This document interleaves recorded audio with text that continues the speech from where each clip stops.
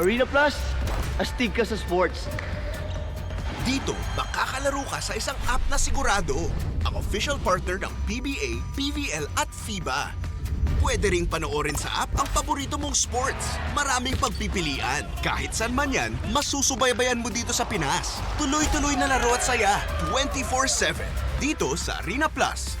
Kaya download na at sumali sa Arena Plus. Dun tayo sa astig.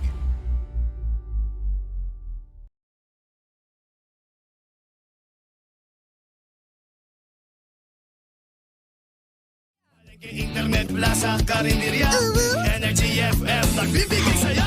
Huwag mong sabihin radyo, sabihin mo Energy. Pangga, Energy kaibigan mo.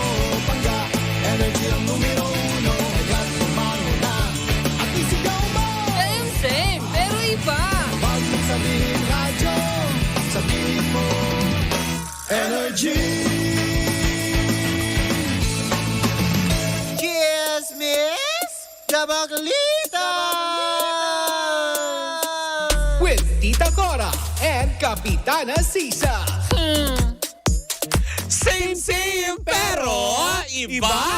We are number 106.7 Energy FM. Pangga, wag mong sabihing radyo. Sabihin mo. O diba, ang tari ng kulay natin, happy pride pa din sa ating mga kapatid mula sa LGBTQIA+. Hello, magandang umaga. Ako po si Kapitana Sisa. At ako naman babato na sana, Oo. pero nakuha ng camera na si Tita Cora. At eto na ang Baklita sa Woo Woo Woo! Hi po sa inyong lahat. Ay, Mare. O bakit? May mga chika kahapon. O ano? Magkaaway daw tayo. Bakit? Ewan ko ba? Totoo ba? Saan galing yun? Diyos ko, sa dinami, 1,000 plus na ang ating episode. Oo, diba? Lagi tayong bardagulan. Oo nga. Mukha ba kami nag-aaway? Talaga ba? Huy, walang ganun, hindi ba? Yes. Tsaka ba't parang nakakroma ako? Ba't ganun yung ating camera ngayon? Mukhang balak ka nilang gawing parang agaton. nakakroma. But anyways, happy pink day, di ba, sa Yes. lahat? Na nakakaloka. Kakampink. Tama, di ba? Palaganapan natin ang pagmamahal at kulay. O, di ba? Kulay pechay. O, di ba? Nasariwa. O. Diba? Yes. May kantang ganun, diba? Yes. Di ba yung kantang, gusto mo bang pechay? Itong aking, diba? Sariwa't masarap, itong aking pechay. Ganon. Kinakanta yan kapag ano, Ano? Kapag ka, Health Week. pag ganitong tag-ulan, diba? Yes. Halina't yung tikman, itong aking pechay. Sariwa't masarap, di ka mauumay. Ganon, no? Yes. Sangkatsa mo pa. O, diba? Sa sardinas. Eme. Uy, masarap yun. Actually. Yung pechay na sinangkutsa ng ano, na may pechay. Tapos diba yung minsan upo, tapos lalagyan ng miswa. Masarap kaya. Lalo pag ganitong tag. Naku, ginugutom ko na naman yung sarili ko. Pero eto, gugutumin tayo talaga, Mare. Oh. Mukhang nagkakapalitan at nagkakapresyuhan ng mga afam. Bakit? Gusto mo ba ito? Yes. Eto na, ipasok na natin ang ating Chika sa Arena! Ay, pinasok ng mga afam. Ay. Oh, diba na nakakaloka? Huwag natakot sa hamon ng buhay. Nandyan ang mga afam. O, diba? Tapos sabay kakanta tayo nga, minsan natuwa ang may likha, 7,000 bakla ang ginawa. Kaya ngayon, At sabay-sabay nating isigaw na may isang kababayan na naman tayo ang umahon sa kahirapan. Yes! Yes! Charot lang. Pero eto na nga, gaya ng aking sinabi ngayon dahil Mare, ilang araw pa lamang o oras pa lamang ang nakakalipas na Mare. May mga afam-afam na nagpalit-palitan na ng grupo para sa darating na NBA season opening. Bakit, Mare? Naku, nakakaloka dahil nga sa ginanap kamakailan ang opening hours ng free agency para sa mga players ng NBA kung saan nila gustong mapuntang, alam mo yung grupo para sa bubuksang season ngayong taon. Oh. Mainit na pinag-uusapan ngayon etong si Klay Thompson ng Golden State Warrior dahil nga Mare, buhat ng magbukas ang opening hours ng free agency, aba, pinag-agaw-agawan ito. Paano Hindi yung ng agawan? ating mga kababayan. Kung Ikaw hindi ba ng mga napag-agaw-agawan ka naman? koponan. Pangarap ko din yun. Hindi ka West Philippine Sea. Hi! Okay na, no? Atin Mayayaman yun. naman ang mga taga-China. O, diba? Lahat na galing sa kanila. Correct. Tasa, kutsara, ganyan. Pero eto na nga, Mare. Gaya ng sinabi ko kanina, ilang oras pa lamang ang simula nung buksan, anong isang araw yata, ang opening hours para sa free agency. Aba, mukha daw itong si Klay Thompson ay pinag-agaw-agawan ng ilang mga grupo tulad na lang ng LA Lakers, ng LA Clippers, at ng Philadelphia, alam mo yun, 76ers, diba? Na nakakaloka. Kasi nga, Mare, eto na. Asan Kasi na? nga, diba, na nakakaloka to the highest level. Yung una pala, inaalok pala itong si Klay Thompson na mapunta sa kupunan nila LeBron James. What? Sa LA Lakers. Oh. Pero mas pinili ni Klay Thompson ang mapunta sa kupunan ng Dallas Mavericks. Oh! Kung saan nga naman may kontrata itong pinirmahan or pipirmahan na nagsasaad na 3 years contract sa halagang $50 million. OMG! Ay, nako Mare, hindi mo kakayanin. Maliit pa yun. Oh, 'di ba? Na nakakaloka, ang dami ko nasaga pa. Dahil nga 'di ba, alam mo 'yon, dahil nga dito sa pagsama niya at paglisan niya sa grupong GSW, makakasama niya sa Dallas Mavericks itong si Luka Doncic at si Kyrie Irving, oh, 'di ba? O hindi si Luka Bega. O hindi, alam mo 'yon. Ang dami niyang persona non grata, pero eto wala. Pero eto na nga, Mare. Kasi nga naman sa darating na pagbubukas ng NBA, tinuturing na, alam mo yung kasama sa magiging Big 3 ng Dallas Mavericks. Etong si Klay Thompson para, alam mo yun, maging mas malakas ang kanilang koponan na sasamahan nga nitong nila Luka Doncic at Kyrie Irving. Eto naman, Mare, si Kyle Anderson naman ng Minnesota Timberwolves. Kung may umalis sa GSW, etong si Kyle Anderson ng Minnesota Timberwolves ay nakuha na ng Golden State Warriors. Oh, wow! Ay, pero eto na naman, madaming umaalis sa Golden State Warrior. Etong si Chris Paul, 'di ba, mula sa GSW ay na-offeran naman din ng $30 million deal. Tino-offeran siya actually ng GSW para manatili sa kupunan ng Golden State Warrior, pero ninais ni Chris Paul na lumipat sa San Antonio Spurs na may $11 million deal. So ibig sabihin, sabi nito, parang ganun, 30 million na pala yung ino-offer sa kanya, tapos 11 million tinanggap niya para lang mapunta sa ibang, alam mo yun, sa ibang koponan. Sabi naman ng iba naman talaga mga nakatutok, lalo pa sa larangan ng NBA, Mare. Kasi nga, parang syempre nagkakaedad na rin itong si Chris Paul. Correct. Parang gusto niya naman niyang makaranas na, alam mo yun, sa grupo na makalahok na magiging kampiyon. Diba? Doon sa labanan na yan. At hindi lang yan, Mare. Tanong, magkakampyon kaya? Well, malay ba naman natin? Malay mo, paglipat niya ngayon ng San Antonio Spurs ay sana maging okay din naman. Correct. Pero eto, Mare, kung kanina 50 million ang ating pinag-uusapan. Nako, eto, Mare, hindi mo kakayanin. Ano? Si Donovan Mitchell ng Cleveland Cavaliers, siya mismo ang tumatayong guard, ay in-extend ang kanyang contract sa naturang koponan ng Cavaliers with a maximum amount of $150 million. Thank you, Kuya Will. Ay, hindi pala ako nanalo. Sorry. Diba? Pero nakasaad sa kontrata nitong si Mitchell na may player option siya na pinastaton. So ibig sabihin nito, ang player option po ay tinatawag na ang bawat koponan na kinuha or nakuha dito sa tinatawag na free agency na ito ng NBA ay meron silang karapatan na i-terminate ang kontratang kanilang pinirmahan para lumipat muli sa ibang koponan. At hindi lang din yan, Mare. Ano pa? At speaking of $150 million, eto naman si Jason Tatum ng Boston Celtics, hindi rin umalis sa kanyang koponan. Bagkus ay pumirma siya ng 5 years contract amounting to $314 million, including a player option and a trade kicker sa kanyang kontrata. Naku, nakakaloka. Di man lang sila nagpakape. Oo, wala man lang kayong mga pahams. Sera. So mainit pa rin ang mga palitan ng mga grupo at koponan ng mga players dahil nga syempre nalalapit na ang pagbubukas ng NBA season muli itong taon na ito. Malalaman pa natin sa mga susunod na araw kung sino-sino pa mga players ang mga tumalon, lumundag, kumuha ng mga kung anong offers mula sa iba't ibang koponan para sa pagbubukas yan ng NBA playoffs. Chika, pasok. Ano yung ginawa mo? Wala. Chico? Oo. Hindi, Chika. Akala ko Chico, tas Another Chika. Chika. Syempre, natapos na. Mare, mistulang big lip nga itong nangyari nito dahil nadagdagan pa ng 2 Pinoy Oo. ang contingent para sa Paris 2024 Olympics. Oy! Yes, at 2 Mare, hurdles Oo. na sina John Cabang Tolentino at Lauren Hoffman ang pinakabagong Olympians.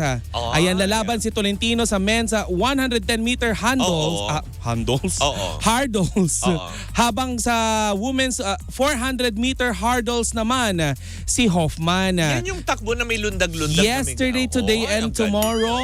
Yeah, oo. Nag-qualify sila matapos makapasok sa 40 sa top 40 ng kanilang cut-off sa qualifying ranking. Sa kabuuan, Mare, ay 3 na mula or 3 na. Oo. Mula sa Atletica ang kasali sa Paris kasama si AJ Obieta ng men's pole vault.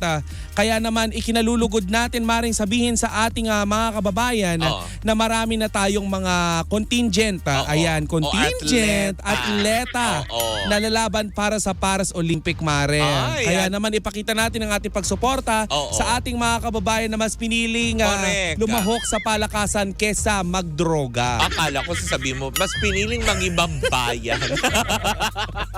Diba? Sinong dakila?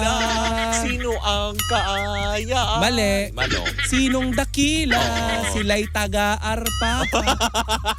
Ay, hindi. Minsay nakakaloka. sa Siyempre, Avenida. hoy, bago natin tuluyan din, speaking na rin of, diba, dyan sa Olympics na yan, at syempre ngayon punong abala ang ating Gilas Pilipinas sa, alam mo yun, sa mga qualifying round na ito na nakikipaglabanan sila para sila ay makalahok sa darating na FIBA. Oo. Alam mo, marami tayo kinapa-proud na mga kababayan natin ngayon. Padami ng padami ang ang truth. Diba, ang ating mga kategorya, lalo sa larangan ng sports. Oo, sino mag-aakalang may mga ganyan-ganyan tayo dito sa Pilipinas? Truth, diba? Na nakakaloka. Kaya ipamayagpag natin, bang maging proud tayo maging Pinoy. Yes. Diba? Na nakakaloka. At huwag pag-away-awayan ang mga dapat hindi pinag-away-awayan. Tama. Susunod daw na sports ang papasukin ng Pilipinas, alam mo ano? Ano? Water Gun Festival. Akala ko agawan ng soberano. Ay hindi, wag muna kayo mag-away-away. Nasa sorting facility pa sa China yung parcel ko. Anyways, mga pagaya po muna ang ating Chika sa Arena. Hatid sa atin yan ang Arena Plus, astig sa sports. Nako, eto Mari ang ating ichichika mukhang hindi makikipag-agawan. Bagkus ay Mari mukhang baka maunsyame. Ang alin? Diba? Ang pagpasok sa bakura ng ABS-CBN nitong si Jeneline Mercado. Dahil nga, syempre, alam naman natin lahat, diba, na very much aware tayo na mainit ang pinag-uusapan nga Na-chika mo nga hindi kahapon. siya isinama sa station ID na inilabas ng GMA7. Yes. Yun ay sa kadahilan ng ayon sa mga nabalitaan natin mula sa ating mga chismoso-chismosang kapitbahay. Saan pa ba? O, diba? Sa Valencia. Ay, hindi. Hindi, sa Adolfo. Yan. Lalo kay Mang Mara. Yun, ang chika na hindi nga daw ni-renew pa ang kontrata at wala pang renewal na nagaganap. Ngayon may pinag-uusapan na talagang syempre dahil siya ay nakapirma ngayon sa Star Music, diba? Posible nga daw na magtuloy-tuloy nga ang pagpasok na nito sa bakura ng kapamilya. Pero mukha yatang mauunsyami dahil nga dito sa ginawa ng kanyang asawa, diba, na si Dennis Trillo. 'di ba, na nakakaloka. Posible nga daw magkaroon ng marka ayon sa ating mga chismosang kapitbahay. Ang napipintong pagpasok sana di umano ni Jenelyn Mercado sa poder ng ABS-CBN. Mukha yatang hindi pa rin nagugustuhan at hindi pa rin nakaka-move on ang mga tao buhat ng questionin ng aktor di umano sa kanyang social media page na kung may ABS-CBN pa ba. Mare, diba? napaka-powerful na kasi ng mga netizen ngayon, di ba? Truly, lalo sa social media. Ang cancel culture, malala. True, di ba? Eh, alam mo naman ang kasikatan ngayon, nakaasa sa mga netizen. Di ba? Pero Mare, alam mo, ang ikinaloka ko hapon, Ano? ipinagtatanggol nga ng kampo nila Nanay Christie itong si Dennis Trillo dahil nga di umano daw ay talagang nahack daw. Oo, actually yun nga din daw ang sinasabi kasi nagbigay na rin ng statement ang kanyang management team. Yung Now, Aguila, ano ba oo, yun? Yung si Becky Aguila. Hindi, yun nga Oo. yun. Huwag kang tumawa. Totoo yun yung pangalan. Oo. Ang alam ko yun ng manager Yes. ni Jenelyn Mercado. True. Diba? Ang Aguila Group of Company. Naks, grabe. Ang lakas makaigil. Charot. Charot lang. Hindi, pero Sige. natawa ako doon. Ah. Yun na nga, na naglabas sila na totoo nga daw na nahack nga daw. Actually, humingi sila ng tulong sa ibang mga netizen na kung paano nga ba ma-retrieve ang nahack na account ng aktora. Pinasinungalingan na rin ang kanyang management na imposible nga daw na magawa iyon ng aktor dahil noong mga panahon na yon na nakikipagsagutan di umano yung aktor doon, 'di ba? Na parang nasa taping daw yung aktor, hindi ba? Kaya nga naman na gusto nila muli na ayun sabihin sa publiko sa statement na kinalabas nila ng Aguila Entertainment na alam mo yon, official nga daw na nahack yung account ng aktor. Oo. Di okay. Eh di okay. Yun. Sabi nila, nahack eh. Di ba? Kasi kung ano man din yan. Gaya nga na sinasabi ko, di ba, sa social media kasi, wala ka na rin pwedeng paniwalaan, May Manny. resibo lahat. Hindi, may resibo nga. Pero wala ka na rin pwedeng paniwalaan agad dito kasi lahat na i-edit. At saka Mare, biruin mo ba naman, binibenta ba naman ng Facebook Oo. kasi yung ano? Di ba? Yung blue check. Oo, diba? Yung mga ganong aspeto. Pero marami pa din mga netizen ang hindi pa rin kumbinsido dito sa statement na ilalabas ng kanyang entertainment company or sa talent agency na humawak ng kanyang karera. Dahil nga sa di umano na kung talagang nahack daw, yun yung sinasabi. Bakit nag-turn off agad ng comment section? Diba? Kasi kung talagang hindi yan nahack, nagtuloy-tuloy sana. True. Yun ang pino-point out naman ng mga netizen. Oo. Pero syempre, kung ano man ang statement na inilabas nila, malalaman pa rin naman natin sa mga susunod na araw, hindi ba? Kung ano nga ba ang totoo. Sana naman din, hindi Ano to, magkaroon. madadamay si Jen? Sana man lang, hindi. Kasi feeling ko naman, Mare, sa aspeto na gano'n, hindi naman siguro gano'ng kakitid yung utak ng management ng ABS. Kasi syempre, aalamin pa rin nila kung ano yung totoo. Hindi naman sila basta maniniwala na lang, basta sa ibinato ng publiko, lalo pat sa social media. 'Di ba? Na alam naman natin na lahat pwedeng gawa-gawa lang. 'Di ba yung mga ganong aspeto? Kaya siguro ngayon, nagkakaroon ng investigasyon at pag-uusap na rin sa pagitan nila. I'm sure, 'di ba, management to management. Para lang sa gayon ay magkaroon ng klaro sa pagitan ng ABS-CBN na dating naging tahanan ni Dennis Trillo bago siya mapunta sa Kapuso Network. Yes. At maging man sa karera ni Jenelyn Mercado kung sakali man na matutuloy nga ang pagtawid niya mula Kapuso papunta nga, alam mo yun, Timog. Ganon. Tomas Morato. Ganon. From Timog to Tomas Morato. Yes. Ay, nandun lang ang ABS, Kamuning. diba? Diba? Sa Kamuning, pagtawid Tomas Morato. Yes. Diba? So malalaman pa rin natin ang ibang mga detalye patungkol dito pero sana naman hindi maapektuhan ang trabaho dahil lamang dito sa kumakalat na alleged na pagsagot at pag-question di umano ng Yes. aktora sa ABS-CBN. Sayang Mari kasi nakita naman natin 'di ba na nag-bloom ang karir ni Jenelyn mula nung Oo. lalo na nung mga naipapare siya sa iba't ibang Correct, artista. diba? 'Di ba kung matatandaan mo nagkaroon sila ng pelikula dati ni John Lloyd. Tsaka ni Derek Ramsey, Yes. ni Sam Milby, if I'm not Yes. mistaken. Di ba ang dami ng kapamilya actors na nakaparehas niya. So ibig sabihin lang nito is may maganda naman din silang relasyon na Alam mo, excited ako Mare kung Ano? i-partner itong si Jenelyn Mercado sa isang pelikula with Na? Daniel Padilla. correct, di ba? Kasi syempre wala naman din masama lalo pat meron na talaga silang kontrata at bond with Kapuso Network. Kung sakali diba? mang pipirma na ng tuluyan si Jenelyn Mercado. Well, sa ngayon, di ba, wala pa naman din klaro at wala pa rin statement patungkol dito. So, huwag muna tayo magspekula 'di ba? Lahat spekulasyon pa lamang, 'di ba? So kung talagang pipirma din siya, malalaman din naman natin yan at hindi rin naman itatago ng Kapamilya Network yan if ever. Kasi Mare, kamakailan lamang ay kumakalat ang mga blind items Mare na meron nga ng malaking may malaking star ang Kapuso Network na lilipat daw di umano sa ABS-CBN. At Truly ilan sa mga ba? nababasa natin ng mga komento ay itong si Miss Jeneline Mercado. Oo, na hanggang ngayon, 'di ba? Puro laging spekulasyon. Yes, kaya naman Mare, marami din nag-iispekula na itong nangyayari na ito sa pagitan ni Dennis Padilla. Ay, Si hindi. Dennis, Ano yun? Dennis Roldan ay hindi din. Ano ba? Ni Dennis Antenor.